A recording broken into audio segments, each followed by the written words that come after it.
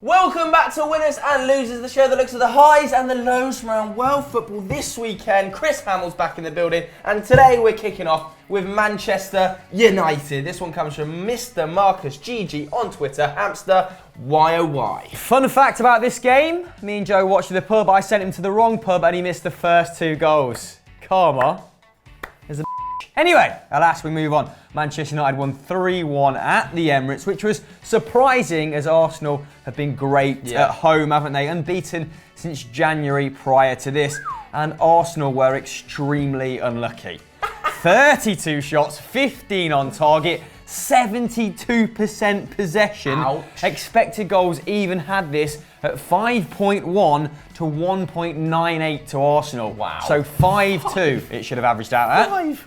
That's ridiculous. Unbelievable. But yeah, going forward, I actually thought Sanchez, not that great. Not at the races. They needed a big game from him. He's displayed okay form in recent weeks after going, 10, 11 plus games without scoring. But he gave away possession 31 times in this game. Outrageous. More than any other player on the pitch. Defensively, a bit of a shambles too. Did not help when Mustafi went off injured. Obviously, they conceded 2 in 13 minutes. What, you think he just went off because he was playing shit? Yes, embarrassment. Probably a little bit harsh. But on a positive note, Lacazette, he loves the Emirates. He scored there 6 times this season, more than any other Premier League striker at home.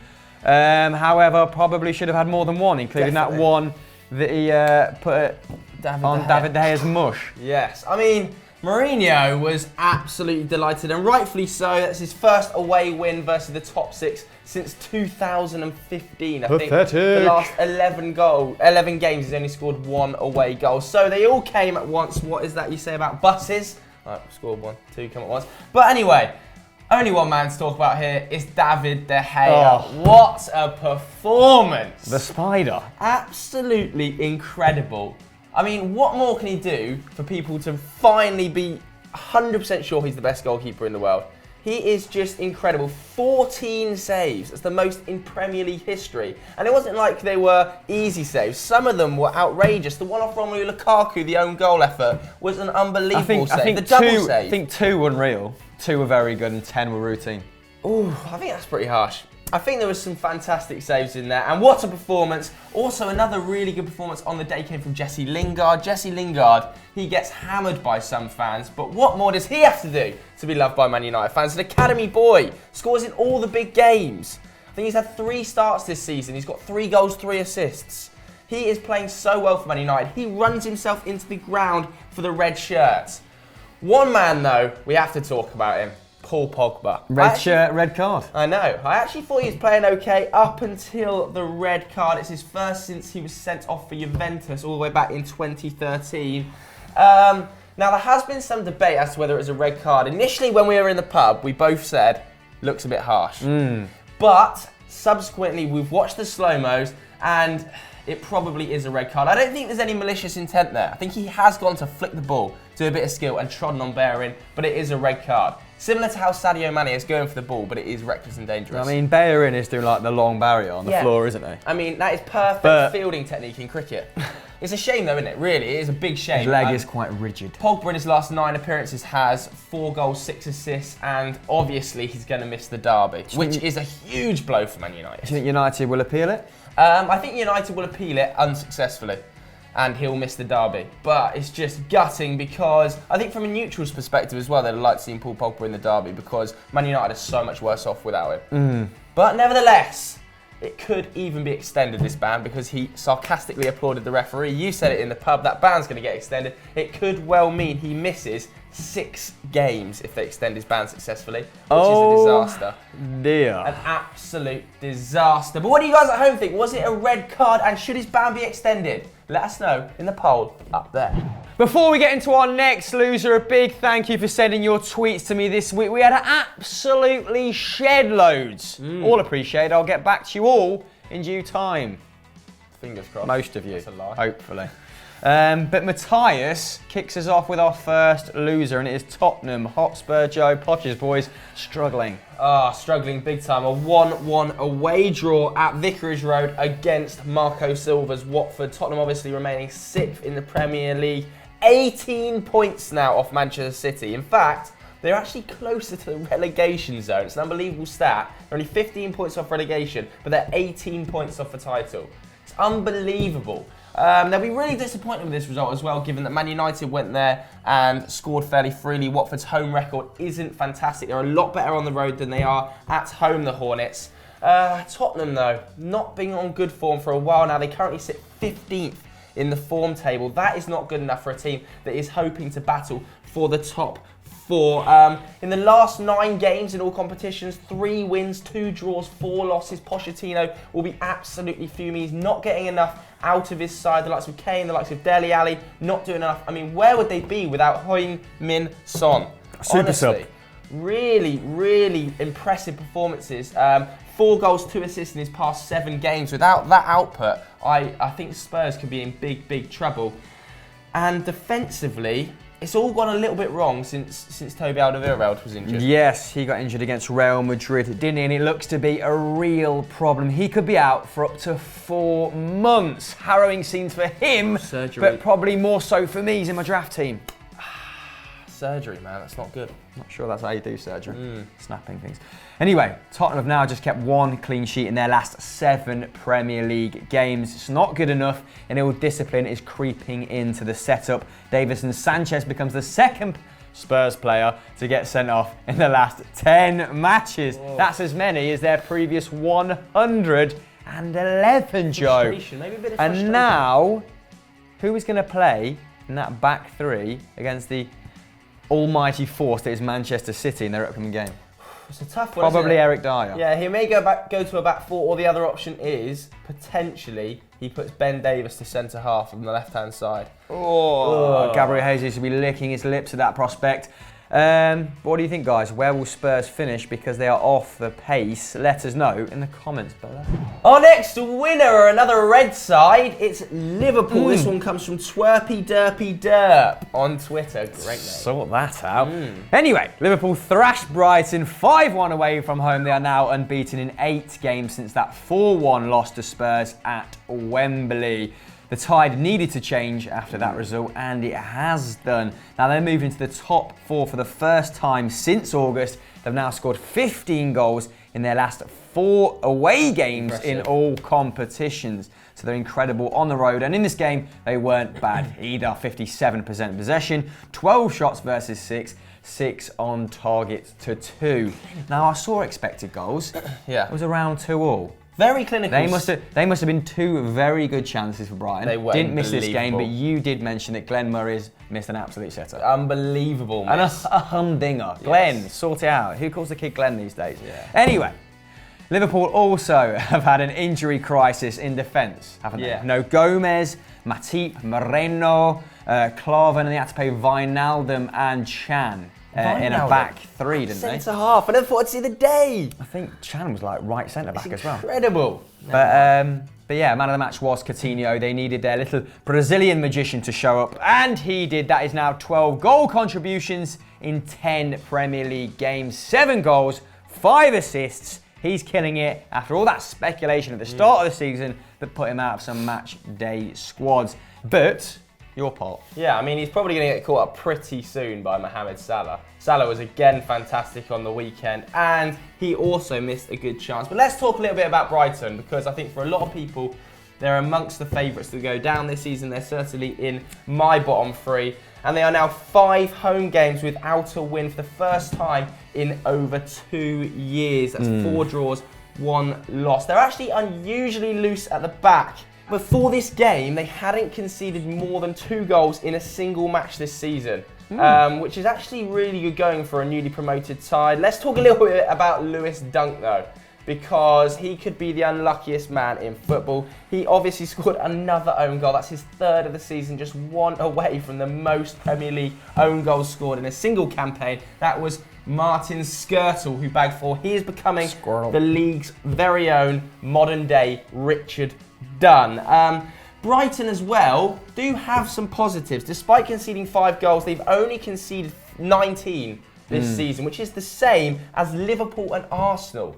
who are challenging for the top 4 currently. There's also the positive of Glenn Murray's current form, 5 goals in 7 league games. He didn't score in 6 before that, and he obviously missed that howitzer of a chance against Liverpool on the weekend. Liverpool then broke away, didn't they? And Firmino slotted in the back of the net. Glenn Murray also scored a penalty in this game, hence why the expected goals were so high for Brighton, despite them only having such few shots on target. Next up for Liverpool, a massive game against Spartak at home as they look to confirm a place in the Champions League knockouts for the first time since 2008-2009 season. So Klopp will be desperate to win that one, and I don't see why they won't, because Liverpool are on fantastic form. Our next losers come from Radu Zaharia, and he's put Barcelona in the bin somewhat harshly. Why though? Yeah, they drew 2-2 against Celta Vigo at home. Booby team. So they dropped points here. That's the reason they're in our losers. The hosts were dominant as well. 65% possession, 21 shots, 7 on target. But they were extremely suspect on the break. And I'm sure a few Champions League sides would have looked at that and rubbed their hands together. Manchester City, PSG, the likes of them. It was an unfortunate day as well for Samuel Umtiti. He's been great this season, one of Europe's best centre-halves. He won 2 aerial duels, made 5 tackles, but he was at fault for Celta's first goal, and then he got seriously injured. He's going to be out for 2 to 3 months, and he's probably going to miss the Clasico, so that's not good at all. That could be very influential in terms of the title race. 100%. They also hit the woodwork twice, Barcelona. They had a goal wrongfully disallowed, and we saw that happen the week before as well. A lot of Barcelona fans on Twitter starting to think the league is rigged against them. Get over it. But nevertheless, Barcelona did drop points, so they have to go in our losers. Yeah, and someone who has been in fine fettle is Iago Aspas, who was the star for Celta on the night. 1 goal, 1 assist, and he completed 3 of his 5 dribbles. Still got a little bit of pace, hasn't he, and a lovely reverse ball. Now, his team become the first to score 2 in a game against Barcelona in all competitions this season, and that point moves them up to 10th. They're now on 18 points, just 2 points off the Europa League spot, a competition they enjoyed last season, didn't they? They pushed Manchester United all the way. John Cadetti should have put your boys out. He didn't. You won. Sad times. But yes, Barcelona remain top on 36 points, but blow the chance to move 10 points clear of Real Madrid, who obviously drew with Athletic Bilbao, and 7 ahead of Valencia, who lost to 3 hours later. Getafe, and they have a tricky month ahead. They travel to Villarreal on Sunday, who've only conceded 4 at home all season. The Yellow Submarine have been watertight at the back since Marcelino's days, who is now obviously in charge of Valencia, and they have a trip to the Bernabeu 2 weeks after that. So, a tasty month in La Liga. Where do you think we'll be come Christmas? Let us know in the comments below. Our final winners of the day, they've somehow snuck in. It's Everton. This one comes from Jinx Gamer 101. Chris, are they lucky to be in here? Yeah, I mean, we've been battering them for weeks, haven't we? So we thought we'd give Everton fans a little reprise. But they beat Huddersfield 2-0 in Big Sam's first game, and they now move up to 10th in the table. Have only lost 1 of their last 5 Premier League games, and are only 2 points off 9th placed Leicester. What? How? What's gone on? Puel has actually won his last 2 games, so puzzling times. Sigurdsson, the £45 million man, got the opening goal, but otherwise had a poor game. And Calvert-Lewin was probably their top performer. He got a goal as well. That's his 6th of the season. That's pretty respectable, really good, considering that Koeman was deploying him as an auxiliary wing-back at certain points, which is odd. Mental. He also got an assist. But the game was low on quality. Everton only had 47% possession, 6 shots. Huddersfield had 5, so it's fairly even in terms of that. And 4 on target to Huddersfield's 3. So, decisive moments were few and far between. But Allardyce, and he's back, baby. Big Sam, Allardyce, Little Sam, the whole gang. Craig Shakespeare's on board. What a time to be alive. But, you know, hopefully they can do the same job. Well, not they. Hopefully Big Sam can do the same job that he did at Palace in terms of taking them from bottom to 14th. Hopefully they can now go from, 10th to 8th. Yeah. Exciting times to be an Everton fan. Wow. Yes, let's talk a little bit about Huddersfield, because I'd be starting to get worried if I was a fan of the Terriers. They've dropped to 15th. They've lost 4 league games for the first time since 2000. in 17 years. Not really good enough. We've been bigging up David Wagner for a while now, but they've only scored 9 goals this season, and 3 of those came on the opening day. So since then, they've only got 6. I think their top scorers are on 2, and there's 3 of them, Moy, Del Poitre and Mounier. I'd be worried about that striking options. I think Mounier and Del Poitre not quite good enough to cut it in the Premier League and keep them up. Neither of them really look like regular goal scorers. I'm not backing either of them to get to 10 goals. Mounier's still quite young.